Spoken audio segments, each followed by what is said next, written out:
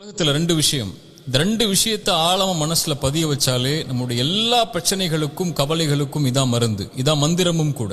முதல் மந்திரம், நம்முடைய வாழ்வாதாரம் இந்த உலகத்துல முடிவு செய்யப்பட்டது. நம்முடைய கடைசி சொட்டு தண்ணீரை அருந்தாத வரைக்கும் மரணம் நம்மை வந்தடையாது. நம்முடைய வாழ்வாதாரத்திலிருந்து ஒரு ரூபாய் யாரும் எடுத்துறவும் முடியாது, ஒரு ரூபாய் யாரும் கொடுத்துறவும் முடியாது.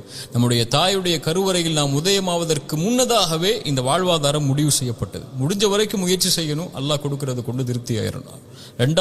இரண்டாவது மந்திரம், இந்த உலகத்துல எந்த ஒரு தீமையும் சோதனையும் பிரச்சனையும் கவலையும் நம்மை வந்தடையாது இறைவன் நாடாத வரைக்கும். வருவது நலவு.